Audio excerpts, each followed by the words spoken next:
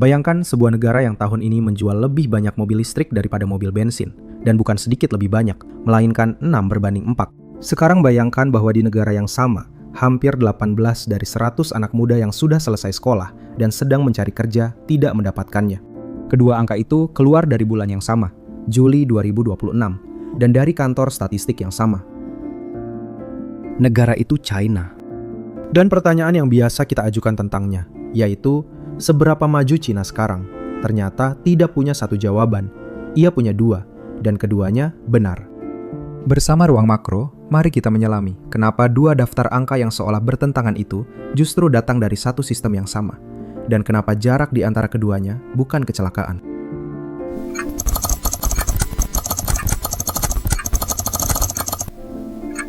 Kita mulai dari yang paling gampang dilihat.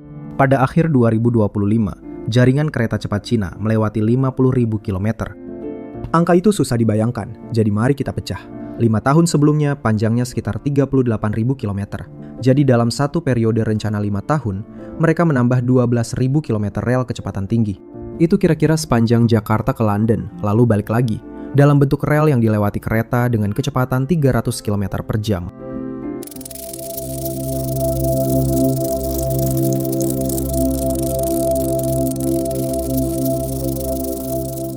Perusahaan kereta negaranya mencatat bahwa panjang jaringan itu sekarang melampaui gabungan seluruh negara lain di dunia.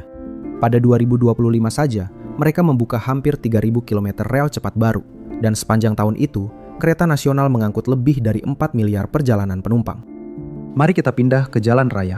Pada Juli 2026, dari setiap 10 mobil baru yang terjual di China, 6 diantaranya memakai listrik. Jumlahnya lebih dari 1,5 juta unit dalam sebulan. Itu pertama kalinya angkanya melewati 60%. 5 tahun lalu, mobil listrik masih barang aneh di sana. Tetapi di dalam angka itu ada rincian penting, dan rinciannya justru bergerak ke arah berlawanan. Pada bulan yang sama, penjualan mobil listrik di dalam negeri China turun hampir 3% dibanding tahun sebelumnya. Sementara ekspornya melonjak 1,5 kali lipat, menjadi lebih dari 0,5 juta unit dalam sebulan. Jadi pabriknya tidak melambat, pembeli di dalam negerinya melambat. Selisih itu harus pergi ke suatu tempat, dan tempatnya pasar luar negeri. Mobil listrik China sekarang mengalir ke Eropa, Amerika Latin, Asia Tenggara, dan juga ke sini. Pola ini akan kita temui lagi nanti, dan bukan cuma di mobil. Lalu ke atap dan padang pasir. Kapasitas tenaga surya terpasang China sekarang lebih dari 1.200 gigawatt. Untuk perbandingan, seluruh kapasitas pembangkit listrik Indonesia dari semua jenis, batu bara, gas, air, panas bumi, dan surya digabung, ada di kisaran 90 gigawatt. Jadi panel surya China sendirian sekitar 14 kali seluruh sistem listrik kita. Tahun ini kapasitas suryanya diperkirakan melampaui kapasitas batu baranya untuk pertama kali dalam sejarah negara itu. Dan yang terakhir, yang paling menentukan untuk jangka panjang. Pada 2025, China membelanjakan hampir 4 triliun yuan untuk penelitian dan pengembangan, sekitar 550 miliar dolar. Dihitung sebagai porsi dari ekonominya, angkanya hampir 3%.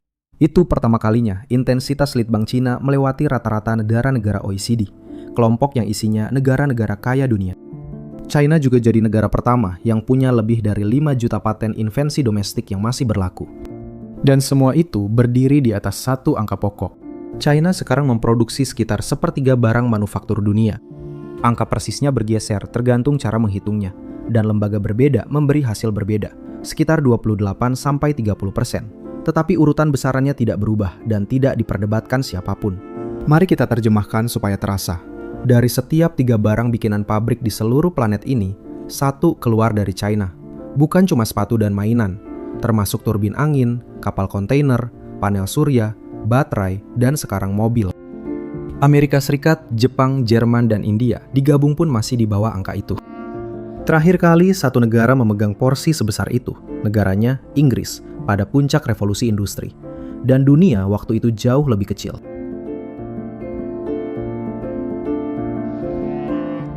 Kalau kita berhenti di sini, jawabannya kelihatan jelas. Cina sudah maju, dan dalam beberapa hal sudah lebih maju daripada negara-negara pembanding tradisional kita.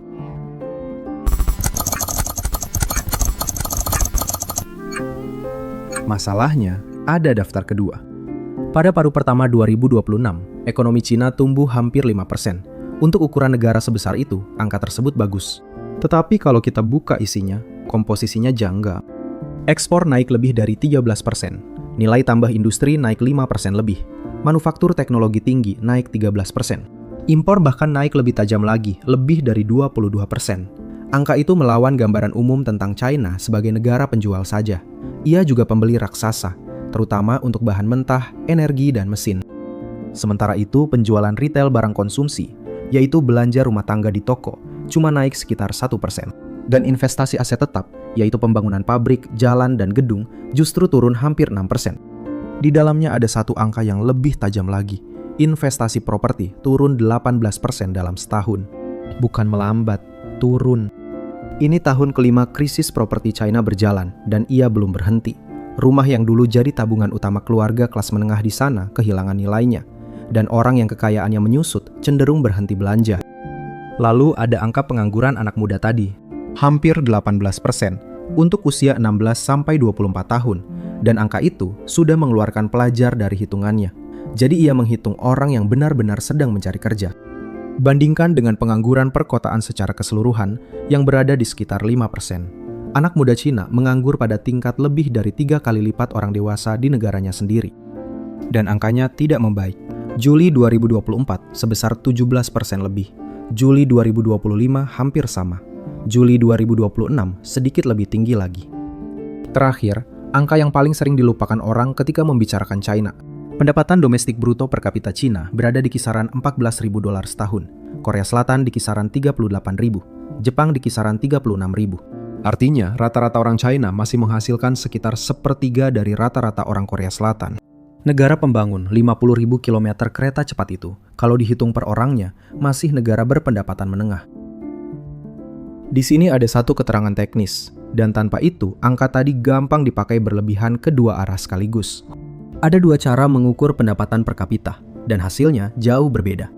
Cara pertama, memakai kurs pasar. Dengan cara itu, angka China sekitar $14.000. Cara kedua, memakai paritas daya beli, yaitu menyesuaikan dengan harga barang di dalam negeri masing-masing. Semangkuk mie di Chengdu jauh lebih murah daripada semangkuk mie di Seoul, jadi $1 di sana membeli lebih banyak. Dengan cara ini, angka Cina naik ke kisaran $29.000. Keduanya benar, dan keduanya menjawab pertanyaan berbeda. Kalau kita bertanya seberapa nyaman hidup orang Cina sehari-hari, angka kedua lebih jujur. Kalau kita bertanya seberapa besar daya beli Cina di pasar dunia untuk membeli mesin, minyak, atau perusahaan asing, angka pertama lebih jujur. Dan untuk pertanyaan kita hari ini, keduanya sampai pada tempat sama. Dengan ukuran manapun, orang Cina rata-rata masih jauh di bawah tetangganya di Asia Timur. Sekarang kita punya dua kumpulan angka yang seolah berasal dari dua negara berbeda. Yang satu memasang panel surya lebih banyak daripada siapapun di dunia. Yang satu lagi punya anak muda menganggur, hampir 1 dari 5. Yang satu membangun kereta tercepat di dunia. Yang satu lagi punya jutaan apartemen yang dibayar lunas, tetapi tidak pernah selesai dibangun. Penjelasan yang paling gampang biasanya muncul lebih dulu. Orang bilang China sedang melambat, atau gelembungnya sedang pecah, atau modelnya sudah habis. Ketiganya menjelaskan sebagian, dan ketiganya melewatkan bagian yang paling menentukan.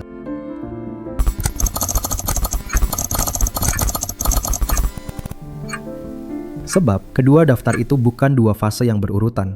Mereka berjalan bersamaan, dari mesin yang sama, dan yang satu justru dibiayai oleh yang lain. Untuk memahaminya, kita perlu turun satu lapis, ke pertanyaan yang jarang ditanyakan. Uang untuk membangun semua itu datang dari mana? Ekonom Michael Pettis dalam bukunya Trade Wars Are Class Wars menjelaskan bahwa negara yang tumbuh sangat cepat lewat investasi hampir selalu membiayainya dengan cara yang sama, yaitu menekan porsi pendapatan yang sampai ke rumah tangga. Mekanismenya beberapa lapis, dan tidak satu pun berbentuk pajak yang terlihat. Lapis pertama, bunga simpanan. Bank di Cina dikendalikan negara, dan bunga tabungan sengaja ditahan rendah selama puluhan tahun. Orang menabung, uangnya masuk bank, lalu bank menyalurkannya ke perusahaan dan proyek dengan bunga murah. Selisihnya berpindah dari penabung ke peminjam. Lapis kedua, upah. Selama dekade pertumbuhan tercepatnya, upah naik lebih lambat daripada produktivitas. Buruh menghasilkan lebih banyak setiap tahun, tetapi bagian mereka dari hasil itu tumbuh lebih pelan. Lapis ketiga, tanah. Pemerintah daerah di Cina mendapat sebagian besar pendapatannya dari menjual hak guna tanah kepada pengembang. Harga tanah naik, harga rumah ikut naik, dan keluarga membayarnya dari tabungan seumur hidup. Ketiganya bekerja ke arah yang sama. Uang yang dalam sistem lain akan berhenti di dompet rumah tangga. Di sini terus mengalir ke pabrik, ke rel, ke jaringan listrik, dan ke penelitian. Dan hasilnya persis daftar pertama tadi. Kereta cepat itu nyata, panel surya itu nyata, paten itu nyata. Semuanya dibayar, sebagian besar, oleh konsumsi yang tidak terjadi. Karena itu, penjualan retail yang cuma tumbuh sekitar 1% bukan tanda sistemnya rusak. Itu tanda sistemnya bekerja persis seperti rancangannya.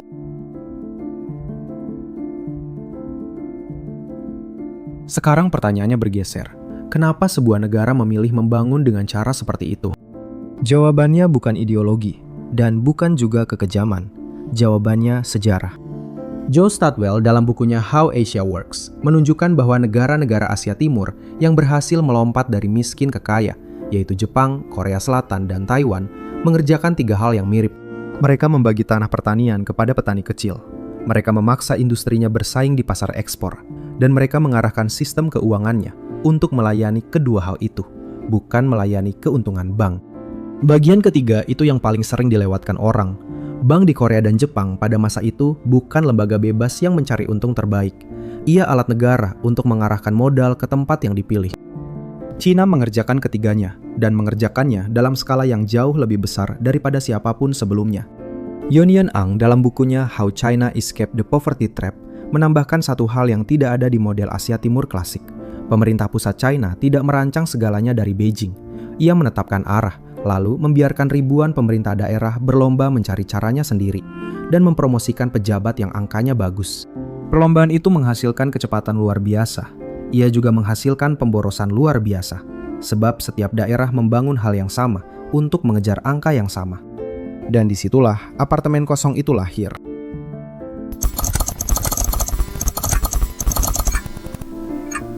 Ada satu alat lagi di dalam mesin ini, dan orang di luar China jarang membicarakannya, padahal ia menyentuh ratusan juta orang.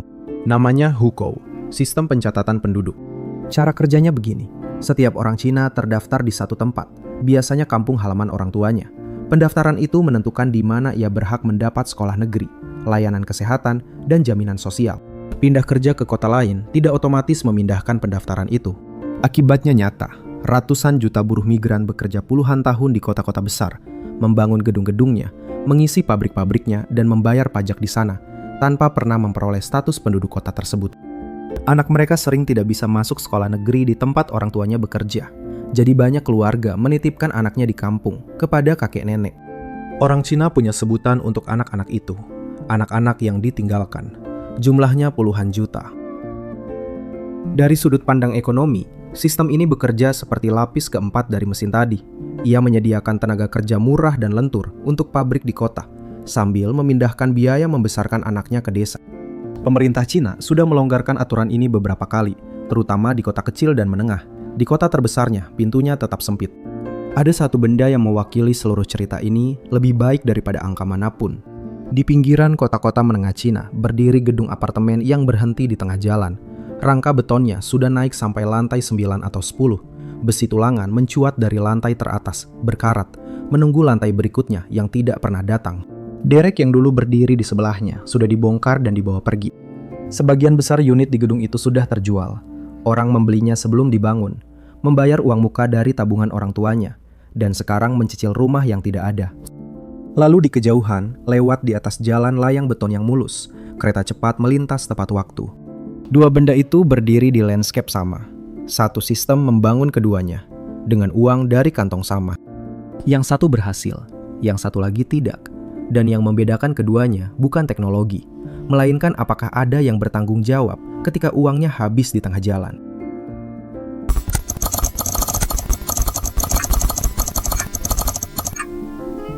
Sampai di sini ceritanya masih soal keputusan China sendiri. Sekarang kita masuk ke bagian yang ditentukan orang lain. Sejak 2022, Amerika Serikat dan sekutunya menutup akses Cina ke mesin litografi ultra ungu ekstrim, yaitu alat raksasa yang dipakai mencetak chip paling canggih di dunia. Cuma satu perusahaan di dunia yang membuatnya, dan perusahaan itu di Belanda. Tanpa mesin itu, secara teori, Cina tidak bisa mengejar kelas chip terdepan. Yang terjadi berikutnya menarik, dan ia menjelaskan banyak hal tentang cara negara itu bekerja. Cina tidak berhenti. Ia memakai mesin generasi sebelumnya, litografi ultra ungu dalam, lalu menjalankan wafernya berulang kali lewat mesin yang sama untuk mencapai ketelitian yang mendekati. Caranya lebih mahal, hasil per batch-nya lebih sedikit, dan secara komersial tidak masuk akal. Mereka tetap mengerjakannya. Pemerintahnya lalu mewajibkan pabrik chip memakai sekurangnya separuh peralatan buatan dalam negeri setiap kali menambah kapasitas baru. Dan pada awal 2025, sebuah perusahaan kecil bernama DeepSeek merilis model kecerdasan buatan. Kemampuannya mendekati model terbaik Amerika. Mereka melatihnya memakai chip kelas bawah, jenis boleh ekspor, dan jumlahnya lebih sedikit. Ha-Joon Chang dalam bukunya Kicking Away the Ladder mencatat bahwa negara-negara yang sudah kaya cenderung gelarang negara yang sedang naik memakai cara yang dulu mereka pakai sendiri untuk menjadi kaya. Amerika Serikat pada abad ke-19 melindungi industrinya dengan tarif tinggi, dan Inggris sebelumnya melakukan hal serupa. Kontrol ekspor chip itu versi terbaru dari pola lama, dan seperti versi sebelumnya, ia memperlambat, tetapi ia juga memaksa pihak yang dihalangi membangun sendiri apa yang tadinya ia beli. Barry Naughton, yang menulis panjang tentang kebijakan industri Cina, mencatat bahwa sejak sekitar 2020, kebijakan itu berubah sifat. Ia tidak lagi sekedar mengejar pertumbuhan, ia mengejar ketahanan, yaitu kemampuan tetap berjalan kalau pasokan dari luar diputus. Ketahanan lebih mahal daripada efisiensi. Negara pengejarnya menerima biaya lebih tinggi sebagai harga karena tidak mau bergantung. Mariana Mazzucato dalam bukunya The Entrepreneurial State berargumen bahwa terobosan teknologi besar hampir selalu berdiri di atas uang publik yang berani menanggung risiko lebih lama daripada kesanggupan investor swasta. Internet, mesin pencari, dan layar sentuh, semuanya lahir dari pembiayaan negara di Amerika Serikat, jauh sebelum perusahaan mengambilnya dan menjualnya. Kerangka itu ia tulis untuk membela peran negara di ekonomi barat. Cina menjalankannya dalam skala jauh lebih besar dan tanpa perdebatan publik apapun tentang apakah uangnya sebaiknya dipakai untuk hal lain.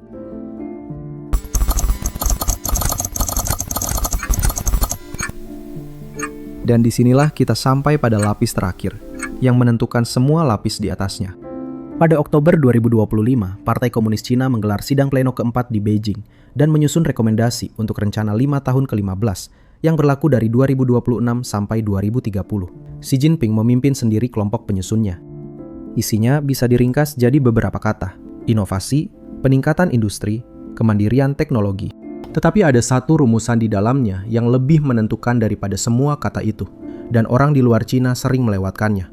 Rencana itu menyatukan pembangunan ekonomi dengan keamanan nasional sebagai satu urusan, bukan dua. Selama 40 tahun, ukuran keberhasilan pejabat Cina angka pertumbuhan. Sekarang ukurannya bertambah satu, yaitu apakah rantai pasokannya aman. Perubahan itu kedengarannya teknis, akibatnya tidak. Sebab kalau keamanan jadi ukuran, maka pabrik yang merugi tetapi memproduksi chip di dalam negeri lebih berharga daripada pabrik untung yang bergantung pada impor. Modal akan mengalir ke tempat pertama, dan ia akan terus mengalir ke sana meskipun hitungan dagangnya tidak masuk akal. Itu menjelaskan kenapa investasi properti bisa turun 18%, sementara manufaktur teknologi tinggi naik 13% di tahun yang sama. Uangnya tidak hilang, uangnya dipindahkan. Kantor statistiknya sendiri menyebutkan hal ini dengan cukup terbuka. Menurut mereka, mesin pertumbuhan baru, yaitu manufaktur kelas atas, ekonomi digital, dan jasa modern, menyumbang lebih dari 40% pertumbuhan pada paruh pertama 2026. Bacalah kalimat itu dari sisi sebaliknya. Kurang dari 60% pertumbuhannya masih datang dari mesin lama, dan mesin lama itulah yang sedang mogok. Perpindahan seperti ini mahal, dan biayanya muncul lebih dulu daripada hasilnya. Pekerja konstruksi tidak bisa langsung berpindah ke pabrik chip. Sarjana ekonomi tidak langsung menjadi insinyur baterai. Jarak antara pekerjaan yang hilang dan pekerjaan yang muncul, itulah sebagian dari angka pengangguran anak muda tadi.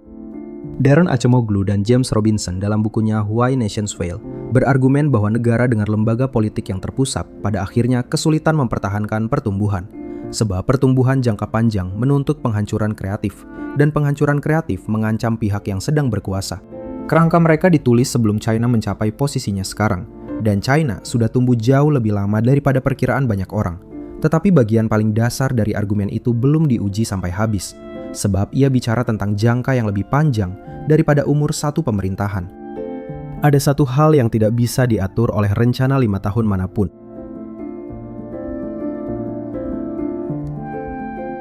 Pada 2025, penduduk China menyusut lebih dari 3 juta orang. Itu tahun keempat berturut-turut jumlahnya berkurang. Bayi yang lahir sepanjang tahun itu kurang dari 8 juta. Setahun sebelumnya lebih dari 9,5 juta. Jadi dalam 1 tahun, kelahiran turun sekitar 17%. Orang yang meninggal lebih dari 11 juta, tertinggi sejak akhir 1960-an. Dan hampir seperempat penduduk Cina sekarang berusia 60 tahun ke atas. Pada 2035, jumlah orang lanjut usia di sana diperkirakan mencapai 400 juta. Itu lebih banyak daripada seluruh penduduk Amerika Serikat. Angka-angka ini punya akibat yang sangat konkret. Negara yang penduduk mudanya menyusut punya lebih sedikit orang yang membeli rumah pertama, dan itu memperberat krisis propertinya. Ia punya lebih sedikit pembayar pajak untuk menanggung lebih banyak pensiunan, dan ia punya lebih sedikit tangan di pabrik, tepat ketika seluruh model ekonominya bertumpu pada pabrik. Jepang melewati titik yang mirip pada awal 1990-an. Bedanya, Jepang sudah kaya lebih dulu sebelum ia menua. Cina menua sebelum ia kaya, dan itu perbedaan yang tidak bisa dikejar dengan teknologi.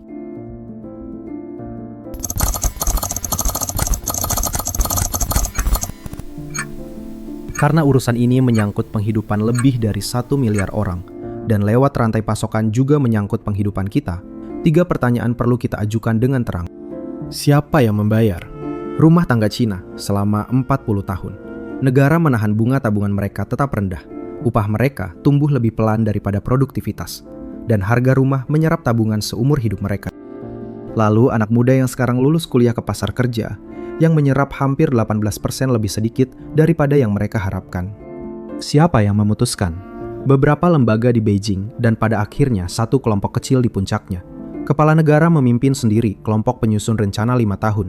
Lalu lembaga perwakilan mengesahkannya, dan lembaga itu hampir tidak pernah menolak. Orang yang membayar tidak diminta pendapatnya lewat pemilihan. Siapa yang tidak bisa menolak? Petani yang tanahnya diambil pemerintah daerah untuk dijual kepada pengembang. Buruh migran yang bekerja puluhan tahun di kota tanpa pernah mendapat hak penduduk kota, sehingga anaknya tidak bisa sekolah di tempat orang tuanya bekerja. Dan keluarga yang sudah membayar lunas apartemen di gedung yang berhenti di lantai 9 itu. Pagarnya perlu saya sebut. Sistem ini juga mengangkat ratusan juta orang keluar dari kemiskinan. Dan itu bukan klaim propaganda, melainkan angka yang bisa diperiksa. Sebagian besar orang yang membayar biaya di atas juga menerima manfaatnya. Kedua hal itu terjadi pada orang yang sama. Kalau seluruh cerita ini kita tarik jadi satu, jawabannya bergantung pada apa yang kita ukur. Sebagai sistem produksi, Cina sudah termasuk yang paling maju di dunia, dan dalam beberapa bidang, ia sudah paling maju tanpa pesaing dekat. Kereta cepatnya melebihi gabungan seluruh dunia. Mobil listriknya melewati 60% pasarnya sendiri. Panel suryanya melebihi seluruh sistem listrik kita 14 kali lipat. Sebagai masyarakat konsumen, ia masih negara berpendapatan menengah, dengan pendapatan per orang sekitar sepertiga Korea Selatan, dan dengan anak muda yang menganggur pada tingkat 3 kali lipat orang dewasanya. Dan jarak di antara kedua hal itu bukan tanda pekerjaan yang belum selesai. Jarak itu hasil dari cara pekerjaannya dikerjakan. Disinilah saya berhenti bersikap netral, sebab satu hal bisa dinilai tanpa memihak siapapun. Kita di Indonesia sering membicarakan Cina sebagai contoh untuk ditiru, atau sebagai ancaman untuk diwaspadai. Dua-duanya terlalu sederhana. Yang Leven berguna adalah bertanya apa persisnya yang mereka tukar. Mereka menukar konsumsi hari ini dengan kapasitas produksi besok, dan mereka melakukannya dalam skala yang belum pernah dilakukan siapapun. Sebagian dari pertukaran itu terbayar dengan sangat baik. Sebagian lagi berhenti di lantai 9. Negara manapun yang ingin meniru sebagiannya perlu tahu bahwa harga itu ditagih ke rumah tangganya sendiri dan ditagih selama puluhan tahun sebelum hasilnya kelihatan. Kembali ke gedung tadi. Besi tulangan yang mencuat dari lantai teratas itu dipasang oleh orang yang percaya lantai berikutnya akan dibangun. Ia dipasang menghadap ke atas, ke ruang kosong, sebagai janji bahwa cerita ini belum selesai. Sekarang ia berkarat. Beberapa gedung seperti itu akhirnya diselesaikan pemerintah daerah. Sebagian besar tidak, dan orang yang mencicilnya tetap mencicil. Begitulah biasanya bentuk kemajuan yang dibangun dengan sangat cepat. Sebagian besar berdiri, dan berdirinya luar biasa. Sisanya berhenti di tengah, dan yang menanggungnya orang yang sudah membayar di depan. Pertanyaan yang menentukan bukan seberapa tinggi gedung yang berhasil naik, yang menentukan berapa banyak yang berhenti, dan siapa yang akhirnya menanggungnya. Dan pertanyaan itu berlaku di mana saja, termasuk di sini.